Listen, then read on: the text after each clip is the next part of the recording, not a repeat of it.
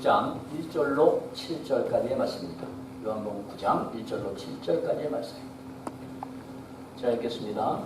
예수께서 길을 가실 때 날 때부터 맹인된 사람을 보신지라 제자들이 물어이르되 랍비여 이 사람이 맹인으로 난 것이 누구의 죄로 인하니까 자기니까 그의 부모이니까. 예수께서 대답하시되 이 사람이나 그 부모의 죄로 인한 것이 아니라 그에게서 하나님이 하시는 일을 나타내시고자 하심이라. 내가 아직까지는 나를 보내신 이의 일을 우리가 아니라 밤이 오리니 그때는 아무도 일할 수 없느니라. 내가 세상에 있는 동안에는 세상의 빛이로다. 이 말씀을 하시고 땅에 침을 뱉어 진흙을 이겨 그의 눈에 바르시고 이르시되 실로암 못에 가서 씻으라 하시니, 실로암은 번역하면 보냄을 받았다는 뜻이라. 이에 가서 씻고 밝은 눈으로 왔더라. 아멘. 오늘도 함께 나누시는 이 하나님의 말씀을 통해서 새로운 은혜와 결단, 회복의 역사가 일어나시기를 예수님의 이름으로 기도합니다. 아멘. 우리는 지난 시간에 갈라디아서 1장 15절 사도 바울의 고백을 통해서 하나님이 자신을 어머니의 태로부터 택정하시고 은혜로 부르신 그 목적은 자기를 예수 그리스도를 이방에 전하기 위한 하나님의 그 택정하심과 은혜의 부르심에 대해서 우리가 함께 나눴습니다. 여러분, 하나님의 주권적 택하심과 부르심이라는 은혜를 깨달은 사도 바울의 삶 아시죠? 수많은 오해와 핍박과 고난 속에서도 그는 운명을 탓하지 아니하고 오히려 더 사명으로 달려가고 사명을 붙들고 살아가는 인생을 살았습니다. 이게 바로 사도 바울의 인생이었죠. 운명 탓했으면 사도 바울이 쓴 이 많은 서신서와 그 이름은 이 성경에 그렇게 기록되지 못했을 겁니다. 여러분, 우리도 전능하신 하나님께서 우리를 택하시고 은혜로 부르시고 그래서 구원을 받았다면, 그래서 하나님의 자녀가 됐다면 우리도 살아가는 우리의 인생은 운명에 맡기고 살아가는 삶이 아니라 사명에 잇대어서 살아가는 삶인 겁니다. 아멘. 우리는 운명 탓하고 살아가는 사람이 아니에요. 세상 사람들처럼 팔자 탓하고 살아가는 사람이 아닙니다. 우리는 내가 살아가면서 하나님이 주신 목적과 사명에서 내가 붙들고 살아가는가, 그 사명에서 내가 얼마나 멀리 떨어져 살아가는가, 이거를 항상 점검하고 그 사명에서 멀어지지 않는 삶을 살아가야 하는 줄 믿습니다. 아멘. 아멘. 오늘 말씀은 제자들이 나면서 소경된 자를 보고 예수님께 운명적인 질문을 하고 있습니다. 2절에 말씀하죠? 질문하죠? 제자들이 물어 이르되 랍비여 이 사람이 맹인으로 된 것이 누구의 죄입니까? 자기 죄입니까? 그의 부모의 죄입니까? 그의 운명이 어떻게 된 겁니까? 이렇게 된 운명이 자기의 죄입니까? 부모로부터 내려온 죄 때문입니까? 부모로부터 이어받은 겁니까? 이런 말씀이에요. 이 질문에 대해서 주님이 답변합니다. 3절에 예수께서 대답하시되 이 사람이나 그 부모의 죄로 인한 것이 아니라 그에게서 하나님이 하시는 일을 나타내고자 하심이라. 아멘. 사람들은 운명에 대해서 운명적인 질문을 할 때 주님은 뭐를 말씀하세요? 사명으로 대파하시죠. 사명으로. 이 사람이 사명이 있다. 이 말씀이에요. 간단하게 얘기하면. 운명이 아니라 이 사람에게 사명이 있기 때문에 지금 이렇게 소경으로 태어난 것이고 오늘 이 시간 이를 우리가 만난 것이다. 라는 말씀이에요. 그렇다면 여러분, 이 소경된 자를 통해서 하시는 하나님의 일이 무엇일까라는 겁니다. 지금 오늘 주님께서 하나님의 일을 나타내시고자 하는 상대가 건강한 사람이나 세상에서 유명한 사람이 아니라 나면서부터 소경입니다. 그러니까 절망 중에 살아가는 사람이에요. 정말 희망을 볼 수 없는 사람을 통해서 하나님의 일을 하시겠다는 겁니다. 그렇다면 하나님의 일이 무엇인가? 여러분, 우리가 많은 일들을 합니다. 그리고 하나님의 일이라는 이름으로 명목으로 우리가 일을 하고 있습니다. 그러나 그 궁극적인 목적이 무엇인가? 그 궁극적인 목적은 바로 성경에 기록된 목적과 동일한 겁니다. 그것이 뭐냐면 요한복음 20장 31절에 분명히 기록하죠. 오직 이것을 기록하면 너희로 예수 그리스도가 하나님의 아들이심을 믿어서, 먼저 하나님의 아들이심을 믿고 그리고 또 그 이름을 힘입어서 영생을 얻게 하려 하심이라. 아멘. 이게 성경 기록의 목적이에요. 저와 여러분들을 부르신 목적입니다. 우리로 하여금 예수, 나사렛 예수가 그리스도시다, 하나님의 아들이시다라는 것을 믿게 해서 그리고 구원을 받습니다. 그래서 그 이름을 힘입어 그 이름의 능력과 권세를 힘입어 영원한 생명을 얻게 하시니라. 아멘. 그러므로 여러분, 이 소경을 통해 하시려는 하나님의 일은 뭐냐? 바로 눈뜨게 하시는 분이 하나님의 아들 예수 그리스도시라는 사실을 증거하기 위해서입니다. 그게 첫 번째예요. 모든 우리의 목적은 뭐냐? 예수가 그리스도라는 것을 믿게 하기 위함이에요. 그것을 믿었을 때 우리는 비로소 하나님께 영광을 돌릴 수 있는 사명의 길로 나갈 수가 있는 겁니다. 아멘. 왜냐하면 하나님의 영광은 예수 그리스도를 통하지 않고는 하나님께로 나아갈 자가 없느니라 말씀하신 것처럼 예수 그리스도를 통하지 않고는, 예수 그리스도의 그 이름을 믿지 않고는, 그 은혜를 받지 않고는, 말미암지 않고는 하나님께 영광을 돌릴 길이 없다는 것이 성경의 증거예요. 여러분, 그래서 이렇게 이 소경을 눈을 뜨게 하신 분이 하나님의 아들 예수 그리스도라는 것을 증거하고, 두 번째는 지금 약속대로 오신 예수 그리스도가 실제로 앞에 계심에도 불구하고 예수님 당시에 많은 그런 종교 지도자들이 그 예수님이 메시아라는 것을 알지 못했어요. 그래서 이 눈뜬 자가 나중에 고백합니다. 주여라고 고백을 합니다. 그것을 보여주면서 진정으로 눈뜬 자는 바로 너희들이 멸시하고 조롱했던 절망적인 이 소경이었고, 너희들이 정말로 눈 감긴 영적인 소경이다라는 것을 책망하는 겁니다. 사실은 너희들이 소경이다. 눈앞에 예수 그리스도가 와 있어도 보지 못하는 너희들이 소경이다. 영적 무지를 책망하고 밝히기 위함입니다. 우리는 여기서 끝나면 안 됩니다. 더 나아가서 우리에게 주신 메시지가 있지 않겠습니까? 우리에게 영적 소경된 바로 저와 여러분들, 이 소경은 바로 누구예요? 그 당시 유대 지방에 이름 모르는 그런 청년이 아니라, 그런 사람이 아니라 바로 저와 여러분들이에요. 바로 우리가 주님이 눈을 뜨게 하셔서 어둠에서 빛 가운데로 인도하신 예수 그리스도의 그 은혜를 이 시간 다시 굳게 부여잡고 오늘도 행하시는 하나님의 일을 증거하는 사명자로 살도록 하십니다. 아멘. 바로 내가 주님 만나서 눈 떴구나.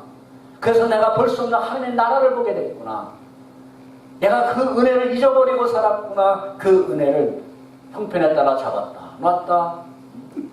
물질을 잡아야 되면 또 잠시 놓고 물질의 끈을 잡고, 또 물질이 뭐 좀 잃었다 하면 또 다른 욕망의 끈을 잡고, 하나님의 은혜의 끈을 놓았다면 오늘 시간 다시 굳게 붙잡고 나에게 왜 그런 은혜를 주셨는가를 다시 마음 심령 깊이 깨달아서 이제는 나도, 저와 여러분들도 하나님이 행하시는 일에 쓰임받자라는 겁니다. 아멘. 여러분, 우리의 상처와 아픔들이 있는 분들이 많습니다. 누구나 있습니다. 작든 크든 상처들이 있고 아픔이 있는데, 그리고 우리가 문제를 해결할 수 있는 문제가 있습니다. 그런 모든 것들이 세상적인 눈으로 볼 때는 약점이에요. 약점이고 조롱거리가 될 수 있지만, 오히려 주님께서는 상처와 아픔, 약함을 통해서 하나님의 일을 드러내시기를 원하시는 주님이십니다. 세상은 강한 자를 씁니다. 세상은 뭔가 드러낼 수 있고 자랑할 수 있는 것을 힘이라고 합니다. 그러나 주님은 뭐라고 하세요? 주님, 나는 할 수 없습니다. 주님 아니면 할 수 없습니다. 그러나 주님이 나와 함께 하시면 모든 것을 다 할 수가 있습니다. 아멘. 주님 없으면 제가 가진 물질이요, 주님이 어느 날 불어버리시면 날아가는 물질, 건강이요, 우리의 조그만 혈관 하나만 막혀도 푹 쓰러지는 게 우리 인생이에요. 여러분, 이렇게 주님께서는 각색 병자들을 통해서 성경에 보면 부유하고 강한 권세자들이 아니라 각색 병자들을 통해서 하나님이 하신 일을 나타내시고 회복된 그들을 통해서 영광 받으셨습니다. 그렇죠? 성경에 보면 중풍병자로부터 귀신 들린 자로부터 아주 종합병원에 모여있는 모든 환자들 통해서 하나님은 그들을 통해서 영광 받으셨어요. 고난 속에서도 원망과 절망하지 아니하고 모든 것이 주인이신 하나님을 의지하고 찬송하는 모습을 통해서 하나님은 함께 하심의 역사를 드러내십니다. 고난 속에서도 하나님을 의지합니다. 이 고난 속에서도 하나님의 선하신 뜻이 있다. 우리 지난 시간 말씀을 드렸죠. 우리가 있는 자리가 사명의 자리인데 그 사명은 뭐냐면 내가 있는 상황에서 내가 처한 환경에서 하나님의 선한 뜻이 무엇인가를 깨닫고 그 선한 뜻을 행할 때 그게 사명이라는 말씀입니다. 그럴 때 하나님께서는 역사하십니다. 그럴 때 우리도 내가 약할 때 곧 강함이라는 고백을 할 수가 있는 겁니다. 그러면 여러분, 연약한 우리가 전능하신 하나님의 일을 드러내는 통로와 도구로 사용된다는 것 얼마나 큰 복입니까? 내가 전능하신 하나님이 자신을 드러내는 그 역사하시는 통로로 사용이 된다. 도구로 사용이 되고 있다는 게 얼마나 큰 축복이에요. 하나님의 영광이 나를 통해 드러나는 것보다 여러분 더 큰 영광이 어디 있겠습니까? 그것보다 더 큰 영광이. 나를 통해 하나님의 행하시는 일이 증거되는 것보다 그 하나님의 나를 통해 하신 일을 보고 체험하는 것보다 기쁘고 감격스러운 일이 없겠어요. 인생 가운데. 그것은 체험해본 사람만이 아는 밝혀진 비밀입니다. 그것은 체험한 사람만이 알 수가 있습니다. 오늘도 저 여러분들이 어떤 상황에 처했을지라도 하나님의 일을 나타내시기를 원하신다는 사실을 우리가 믿고, 아니 오히려 이 상황에서, 이 연약한 상황에서, 이 고통스러운 상황일지라도 그 상황에서 하나님의 역사를 나타내시기를 원한다는 사실을 믿으시기 바랍니다. 아멘. 그래서 낙심과 절망, 원망이 아니라 기대와 소망과 사명 속에서 살아가는 우리 모두가 되기를 소망합니다. 두 번째로 바로 지금이 하나님의 일을 할 때다라는 겁니다. 우리 4절 말씀하죠? 우리 읽겠습니다. 시작. 때가 아직 낮음에 나를 보내신 일을 우리가 하여야 하리라. 밤이 오리니 그때는 아무도 일할 수 없느니라. 아멘. 우리 찬송 드렸죠? 어두운 밤 시절이니 일할 수 없는 밤이 곧 오리라.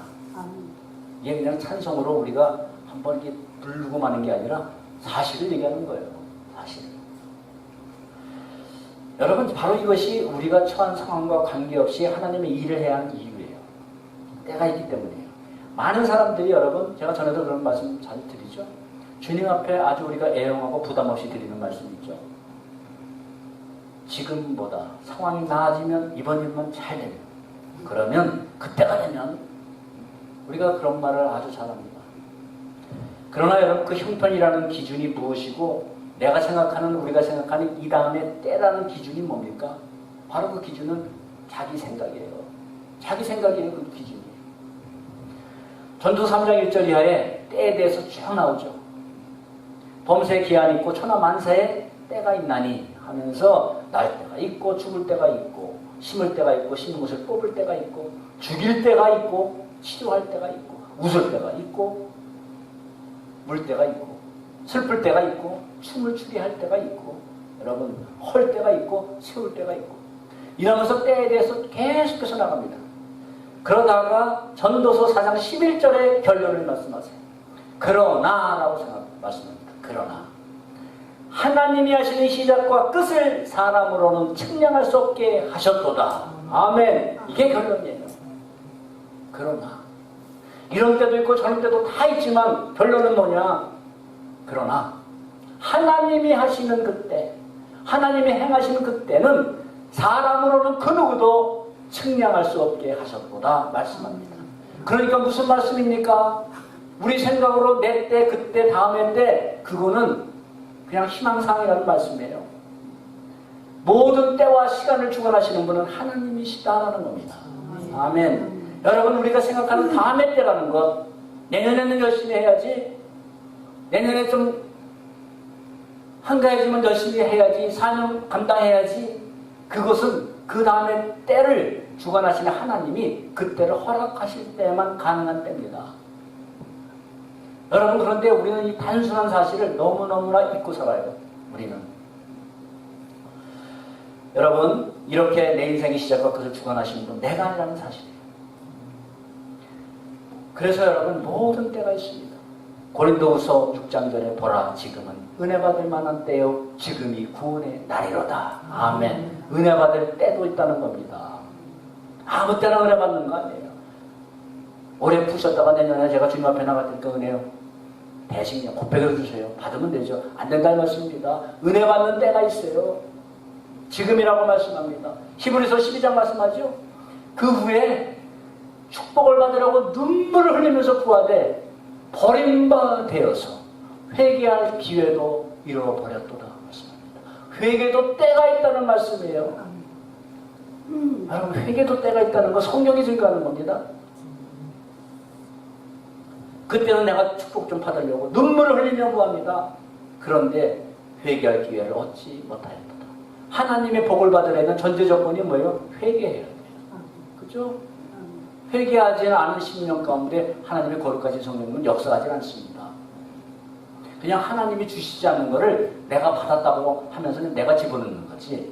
근데 그건 하나님께 아니죠. 하나님은 은혜를 주시지 않았고 역사하지 않으셨어요. 근데 내가 은혜를 받고 싶고 능력을 받고 싶은 마음이 너무나 열망이 너무 커요. 그러니까 내가 집어넣는 거지. 그 은혜가 그 능력이 누구로부터 오는지는 모르겠지만 우리는 그런 경우들이 있어요. 은혜는 안 받았어요. 실제로 하나님을 봤을 때 변하지 않았어요. 그런데 나는 은혜 받았다고 하고 다녀요. 제가 감동받은 거하고 은혜 받은 거를 구별해야 된다고 그랬죠. 은혜는, 하나님의 은혜는 회개한 10년 가운데 옵니다. 아멘. 이사야 58장 9절에 말씀합니다. 내가 부를 때 내가 응답하겠고 내가 부르질 때 내가 여기 있다 하니라 말씀합니다. 우리 수요일날 시편 보면서 함께 나눴어요. 여러분, 우리가 기도할 때 응답하는 때가 있어요. 우리가 고통 가운데 부르질 때 그래 내가 여기 있다, 걱정하지 말라, 두려워 말라, 나 여기 있어. 마치 아이가 부모를 찾을 때, 절박할 때, 엄마를 찾고 아빠를 찾을 때 왜 그래 나 여기 있다, 아빠 여기 있어, 엄마 여기 있어. 그런 것처럼 우리 하나님께서 부르짖을 때 나 여기 있다 하리라. 그러나 여러분, 주를 절박하고 두렵고 절망의 순간에 아무리 불러도 나 여기 있다라는 그 소리를, 음성을 듣지 못할 때가 있다 이 말씀이에요. 그러므로 여러분, 기도도 때가 있다 이 말씀이에요. 은혜도 때가 있다고 그랬죠? 회개도 때가 있다고 그랬어요. 기도할 때도 때가 있다고 그랬어요. 여러분, 주님도 아시다시피, 보시다시피 제가 얼마나 엄청나게 바쁘게 사는지 아시지 않습니까? 목사님도 아시지 않습니까?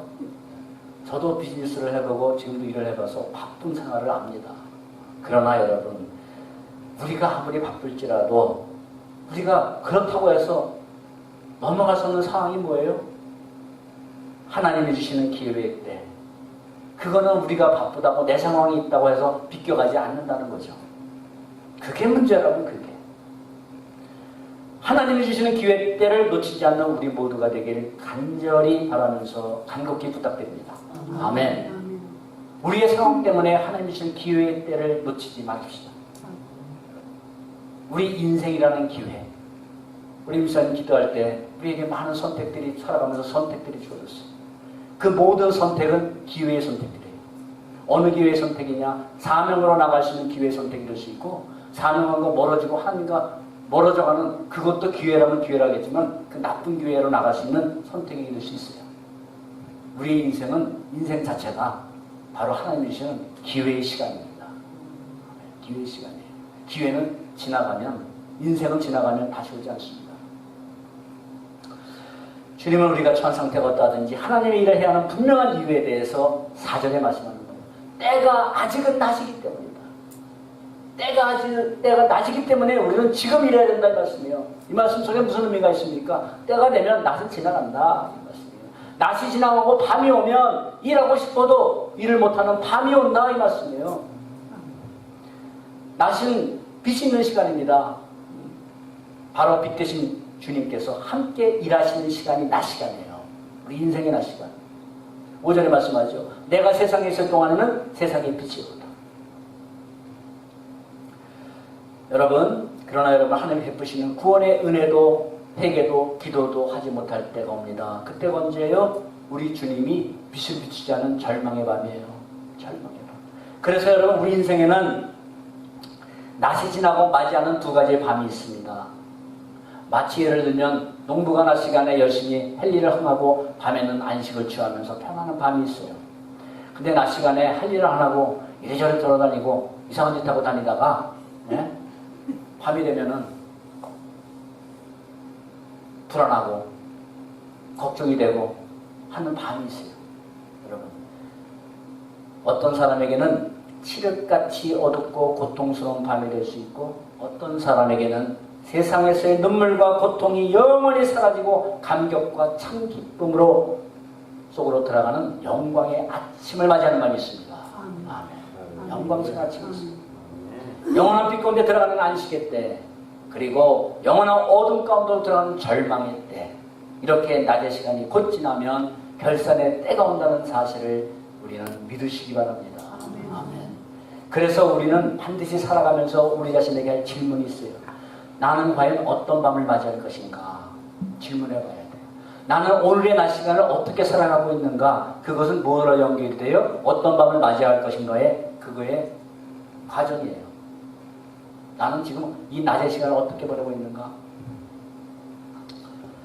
지금이 바로 낮 시간을 믿고 낮 시간임을 믿고 하나님의 일에 충성하는 성도와 교회가 되기를 우리 주 예수 그리스도의 이름으로 축복합니다. 아멘. 마지막으로, 그러므로 우리는 하나님의 일을 반드시 해야 되고 할 수 있다는 겁니다. 아멘. 반드시 해야 됩니다. 그리고 할 수 있어요. 4절에 우리가 하여야 하리라. 하여야 라는 언어로 데이라는 이 말은 반드시 해야 된다는 것입니다. 반드시. 이건 선택사항이 아니라 절대사항입니다. 하여야 데이라는 말. 그리고 우리가 할 수 있을까? 라는 가능성이 아니라 필연적으로 할 수 있다라는 게 하여야 하리라는 말씀에 담긴 의미입니다. 반드시 해야 되고 반드시 할 수 있다. 이게 하여야 하리라입니다. 여러분, 그렇다면 우리가 어떻게 이 어마어마한 하나님의 일, 하나님이 하시는 그 위대한 일을 어떻게 우리가 할 수가 있는가 말씀입니다. 뭐 우리끼리 힘 합쳐서 잘해보자 해서 되는 일이 하나님의 일입니까? 주님은 부러울 것이 없다고 자부하는 라오디아 교회를 향해서 분명하게 책망하셨습니다. 계시록에 보면 라오디아 교회가 어떤 교회입니까? 내가 말하기를 부자라 부유하여 뭐 부족한 것이 없다 하나 내가 가련한 것과 가난한 것과 권고한 것과 벌거벗은 것과 눈먼 것을 알지 못하는도다. 이게 주님이 행하신 판결이에요. 부족한 거 없다. 하나님 안 계셔도 아유 보세요. 사람 모인 거 보세요. 이 건물 우아한 거 보십니까? 잘 자랍니다. 그런데 하나님은 아이고 가난하다, 가련하다, 권고하다, 벌거벗었다, 눈 멀었다. 하나님은 정반대의 판결을 하세요. 왜 그렇습니까? 왜 그런 판결을 하셨을까요? 그들은 자신들이 하는 일은 자랑스럽게 드러낼 수 있어도 하나님이 하시는 일을 나타낼 수 없었기 때문이에요. 그들은 하나님을 알았어요. 그들 안에는 교회의 주인이신 주님이 함께 하시지를 않았기 때문입니다. 주님은 이런 상황을 영적으로 눈먼 상태라고 말씀하세요. 그래서 주님은 그 교회를 향해서 계시록 3장 18절에 치료의 방법으로 안약을 사서 눈에 발라라 말씀합니다. 그 교회를 향해서 하나님은 물론 영적으로 말씀하신 거예요. 안약을 사서 눈에 발라라. 왜 그랬을까요? 너희 그 라오디아 교회는 눈먼 장님이기 때문이다. 그래서 먼저 뭘 행하기 전에 눈부터 떠라. 눈을 떠야 보지 않냐. 그러면서 안약을 사서 발라보라 말씀합니다. 여러분, 빛 대신 주님과 함께하지 않는다면 아무리 우리가 세상 살아가는 세상 눈이 밝아도 그것은 눈먼 인생입니다. 교회의 주인이시며 교회의 머리가 되신 주님이 함께하지 않으면 그것은 눈먼 교회가 되고 맙니다. 눈이 멀었다면 과연 여러분 진리의 길을 바로 볼 수가 있을까요? 눈이 멀었다면 하나님의 나라를 보고 달려갈 수 있게 할 수 있을까요? 눈이 멀었다면 바른 길을 갈 수가 없는 겁니다. 그런 놀이 있잖아요. 눈 가리고 수건으로 박수 치면 따라가고 글로 종 치면 따라가는 거. 그런 꼴이 돼요. 영적으로 눈이 멀면 누가 이쪽에서 딸랑딸랑딸랑하고 이게 복음이야? 이게 하나님 있는 바른 길이라고 또 글로 갑니다. 저쪽에서 또 딸랑딸랑하면 또 글로 가게 됩니다. 눈이 멀면 그렇게 돼요. 영적으로 눈이 멀면 세상 소리만 듣고 가게 돼요. 세상 소리가 아무리 크게 들려도 영적 눈이 열려있으면 세상이 나를 유혹하고 아무리 네온사인이 우리를 부르고 반짝반짝 할지라도 내가 갈 길은 이 길이라는 것을 분명히 볼 수 있기 때문에 세상이 아무리 속삭이고 미혹을 해도 우리는 놉니다. 그 길을 갑니다. 세상이 넓은 길로 불러도 나는 이 좁은 길로 이 길로 주님과 가는 길이 이게 진리의 길이고 이게 하나님의 나라를 가는 길이라는 것을 영적인 눈이어서 보기 때문에 아무리 넓은 길에서 수많은 사람들이 불러도 안 갑니다. 그렇죠? 저와 여러분들이 이런 영적인 눈이 열리기를 축복합니다. 아멘. 그러면서 여러분 눈먼 라오디아 교회의 모습을 향해 가는 모습들, 또 눈먼 라오디아 교회 같은 인생을 살아가는 모습들이 얼마나 많이 있습니까? 여러분 그 결과는 혼돈입니다. 주님과 함께하지 않는 하나님의 일, 주님과 함께하지 않는 모든 일들은 뭐냐? 되면 잘 될수록 오히려 바벨탑을 쌓아가는 일이에요. 오히려 그 결과는 혼돈입니다. 이 바벨의 의미 속에는 혼돈이라는 의미가 담겨 있어요. 혼돈이에요. 주님은 우리에게 무엇을 하라고 명령을 주시면서 우리 힘으로 감당하라고 하시는 주님이 아니라는 사실을 제가 수차 말씀드렸죠. 우리 힘으로 하라. 절대 안 그러신다고 했습니다. 우리 주님이 제자들에게 야 3년 동안이나 내가 너희와 함께하고 가르치고 훈련시켰으니까 이제는 내가 없어도 수제자 베드로를 중심으로 화이팅해라. 화이팅! 베드로 중심으로 한번 잘해봐라. 이러셨습니까? 아니요. 그러나 내가 너에게 실상을 말하노니 내가 떠나는 것이 너에게는 유익함이라. 내가 떠나가야 보혜사가 오시고 내가 떠나가면 그 보혜사를 너에게 보내리라 말씀하셨습니다.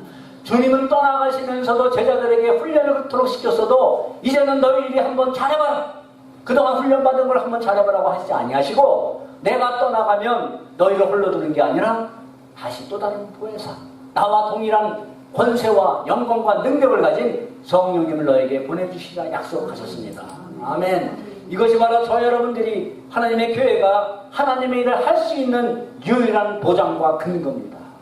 아멘. 이게 하나님이 할 수 있는 거예요. 4절 말씀 속에서 여러분 어떤 말씀이 그 구절이 우리에게 그것을 나타내주고 있나요? 중요한 게 4절을 보시면 우리가 하여야 하리라. 때가 아직 낮음에 나를 보내신 이의 일을 우리가 하여야 하리라 말씀합니다. 그렇다면 이 우리가 굉장히 중요합니다. 왜 중요할까요? 이 우리가 왜 중요할까요? 이 우리가 하여야 하는데 어떻게 우리가 할 수 있겠습니까? 하나님의 일을. 이 우리 속에 누가 포함이 되어 있나요? 아멘. 제자들만입니까? 이 우리 속에 저와 여러분들만입니까? 목사와 성도들만 있는 됩니까? 하나님의 일이? 아니죠. 주님이 이 우리 속에 포함되어 있기 때문입니다. 할렐루야. 주님이 이 우리 속에 함께하면서 우리가 하자, 우리가 할 것이다, 우리가 해야 하리라 말씀하는 겁니다. 내가 너에게 분부한 모든 것을 가르쳐 지키게 하라. 내가 세상 끝날까지 너희와 항상 함께 하리라. 아멘. 바로 주님이 세상 끝날까지 함께 하시기 때문입니다. 우리 주님이 하나님의 일을 우리와 함께 하시기 때문입니다. 이 뉴라이프 처치와 함께 하시기 때문입니다. 아멘. 그래서 할 수 있는 겁니다. 그래서 이렇게 여러분 성경에서 우리에게 계속적으로 가르쳐주는 것, 하라 하실 때 반드시 할 수 있는 근거를 주신다는 겁니다. 그래서 누구든지 저는 이런 상황 때문에 지금 이런 형편 때문에 할 수가 없습니다 라는 핑계를 그 누구도 대지 못할 수 있도록, 너 못하는 거 안다?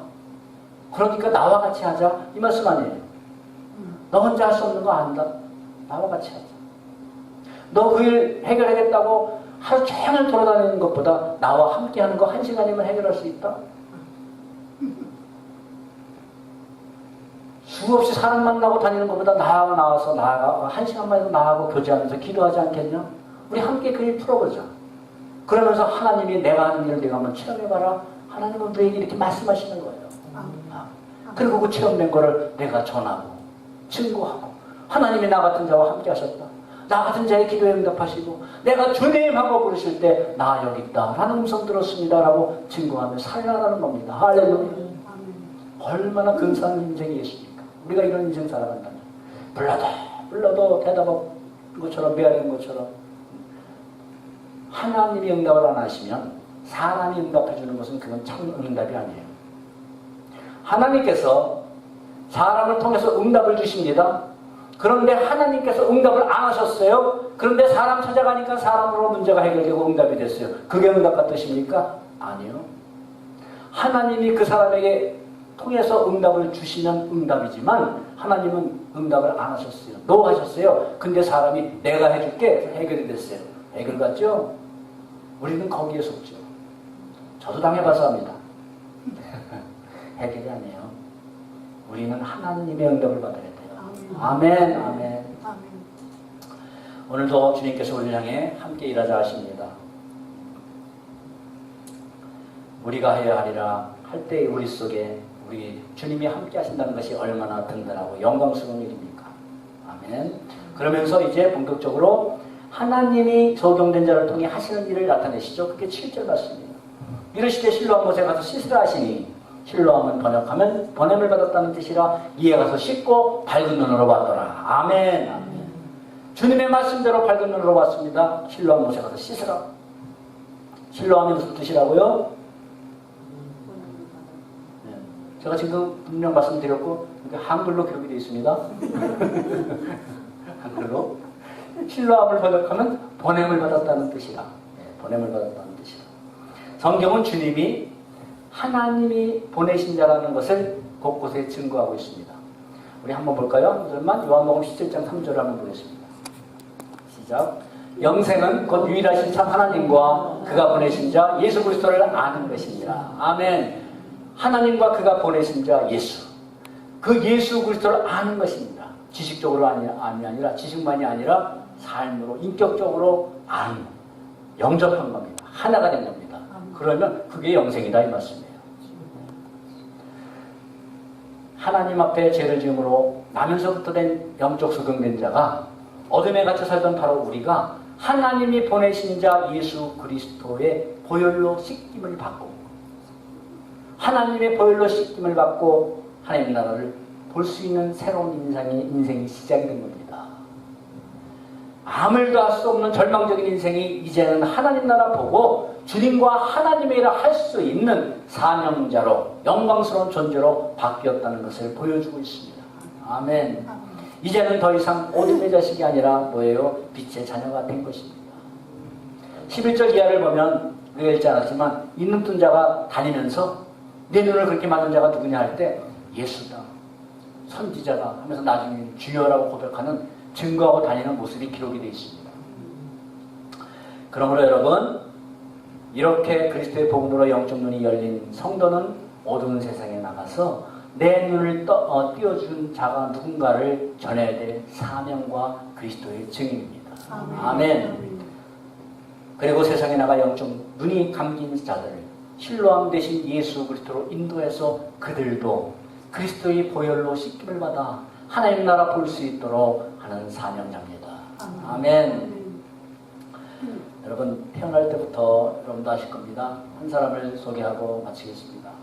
태어날 때부터 중증소아마비 환자로 태어나고 그리고 어렸을 때 그 아기였을 때 의사가 그 연약한 아기의 뇌를 집게로 잘못 건드려서 손해가 손상이 돼서 더 치명적인 모습으로 인생을 살아가는 한 사람이 있습니다. 당시 집안은 너무나 가난해서 병원도 제대로 가지 못하고 그리고 어머니는 몸이 쇠약해서 모유도 제대로 못 먹이고 그리고 우유도 제대로 못 먹이면서 그를 키웠습니다.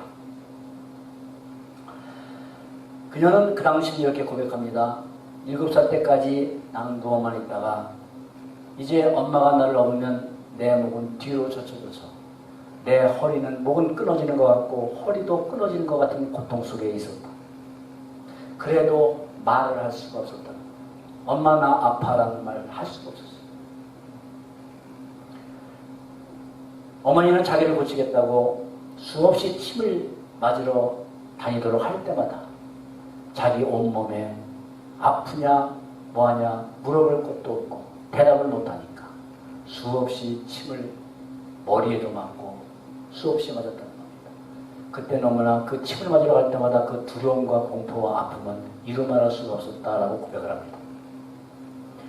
그 당시 하나님을 믿는 어머니가 안수기도를 받게 하면 또 난다고 그래서 나를 데리고 안수기도하는 사람에게 갔을 때 비인간적인 안수기도로 나를 계속 때릴 때 난 안수기도 할 때 왜 이렇게 때리는지 모르겠어요. 나로 갔다가 멍 시퍼렇게 들어가고 오고 아파가지고 오고 안수기도 받으러 갔다가 등어디 걸린다고 오고 나 이런 사람 봤어요. 그래서 제가 받으러 가지 마세요. 계속 받다가 타박상 입고 뼈 부러집니다. 그 어린아이를 비인간적인 안수기도로 계속 때릴 때면 나는 말도 못하고 너무 아파서 견딜 수가 없었다. 그럴 때마다 나는 엄마를 미워하고 엄마가 믿는 하나님을 원망스러워 원망했다고 합니다. 자살을 하려고 해도 너무 힘들어서 자살도 할 수 없는 스스로 목숨을 끊을 수도 없는 불구조였다는 게 자기가 불구였다는 게 더 절망스러웠다. 죽을래도 죽을 수가 없어요. 불구라. 뭐 집을 수도 없고 자기 몸을 그대로 가누지가 못하니까 어떻게 하겠습니까? 목을 매겠습니까? 어떻게 하겠습니까? 신이 없는데. 저는 전에 이 글을 읽을 때 무릎이 터졌습니다. 그리고 어제 다시 생각하면서 또 눈물을 흘릴 수밖에 없었어요. 당시 그녀는 몸과 영혼이 모두 깨어진 질그릇 같은 조각이었어요. 그녀의 삶은 너무 고통스러웠어. 그의 기도는 하나님 제발 나를 만나주세요. 제발 나를 만나주세요. 그런 간절한 기도가 계속되던 어느 날 살아계신 하나님이 그녀를 만나셨습니다. 자기 손으로 일기 하나 쓸 수 없는 일기 하나 쓰려면 하루 종일 그리고 배운 게 있어야죠. 학교를 못 가니까. 뭐 문장이라는 게 있겠습니까? 그런 어느 날 하나님이 자기의 그 절망스러운 어둠의 심령에 빛을 비추셨어요. 그리고 그는 하나님을 향한 시를 쓰기 시작합니다. 아름다운 시를 쓰기 시작합니다. 찬양하는 시를 쓰기 시작합니다. 감사의 조건을 찾아볼 수 없는 그녀가 나 남이 가진 것 없으나 공평하신 하나님이 나 남이 없는 것 주셨다고 하나님께 감사하는 시를 썼습니다. 가진 게 뭐가 있겠습니까? 그럼에도 하나님이 남이 없는 것 갖게 하셨다. 공평하신 하나님이 여러분 자신을 그 몸으로 태어나게 하신 하나님이 공평하다고 말할 수 있겠습니까? 이게 이해가 되세요? 어떻게 그게 공평하겠어요? 불공평해도 이처럼 불공평한 게 어디 있겠습니까? 누구는 건강한 몸으로 태어나서 학교 잘 다니고 나는 태어나자마자 이런 소마비로 중증 소마비로 태어나고 거기다가 뇌까지 다치고 이게 공평하신 하나님이겠어요? 근데 그는 공평하신 하나님이 라면서 하나님을 찬양합니다. 그럼에도 그는 그 공평하신 하나님이 주신 은혜를 감사하고 찬양하는 시를 쓰고 간증을 하면서 오늘도 행하시는 하나님의 일을 증거하고 있습니다. 여러분 아시죠? 송명희 시인입니다. 제가 뉴욕에 있을 때 저희 교회에 왔습니다. 아내도 함께 봤죠. 지난번에 하집사님이 영상 한번 보여주셨지만 앞에서 간증을 하고 서 있을 수가 없으니까 앉아서 찬양을 하는데 여러분 우리 손뼉 한번 치고 간단합니다. 무의식 중에도 칩니다. 이거 손뼉을 한번 치는데 여기서부터 여기까지 오는데 얼마나 시간이 걸리고 우리가 한 10번 칠 때 한번 부딪힐까 말까 안 오는 손뼉을 치려고 여기까지 오는데 얼마나 몸이 고통스럽겠어요. 그러나 그의 얼굴은 해같이 밝다. 그의 손은 여기서부터 여기까지 오는데 고통스럽지만 그의 심령에는 하나님을 찬양하고 자기를 그렇게 태어나게 하신 하나님이 운명이라고 여겼다면 그는 자살하고 아마 혹시라도 누구한테 약을 사다 달라서도 자살할 수 있습니다. 그런데 그는 공평하신 하나님이에요. 남들이 가진 것 자기가 가졌다고 아십니까? 하나님의 그 은혜, 사랑, 그 빛을 가졌다. 여러분 그 모습을 보면서 육신이 건강한 우리가 얼마나 부끄러운지 우리는 얼마만큼 전심으로 하나님을 찬양하고 있을까? 이 건강한 육신을 가지고 얼마나 주의를 하고 싶을까? 여러분 더 놀라운 것은요. 극동방송에 가서 예배를 못 드리니까 극동방송을 보면서 예배를 드렸습니다. 이 송명희 시인이. 근데 하루는 극동방송에서 불러서 간증을 하게 했어요.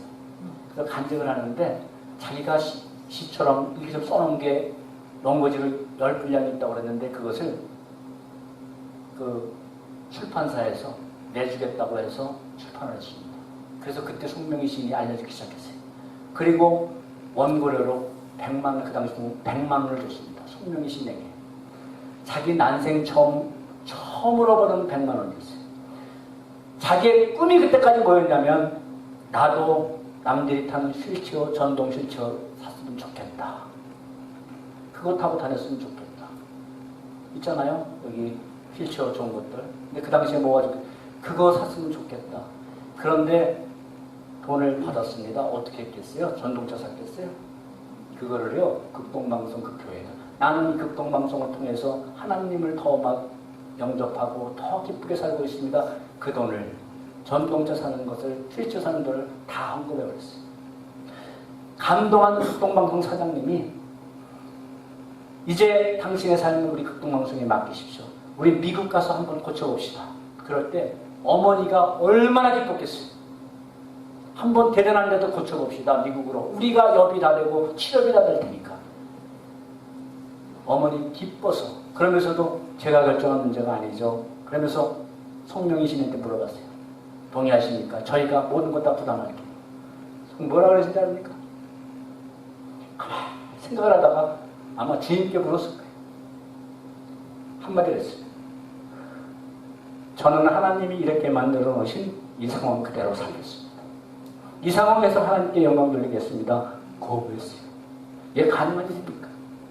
나는 하나님이 만들어 놓은 이 상황에서 하나님의 영광 돌리는 일을 할게요. 그래서 송명희 시인이 못 왔어요. 여러분, 송명희 시인이 지은 많은 시가 있는데 저는 유명한 시가 아닌데 단순한 시 하나를 좋아합니다. 단순하지만 그래도 좀 좋아합니다. 이 시 제목이 그래도입니다. 그래도.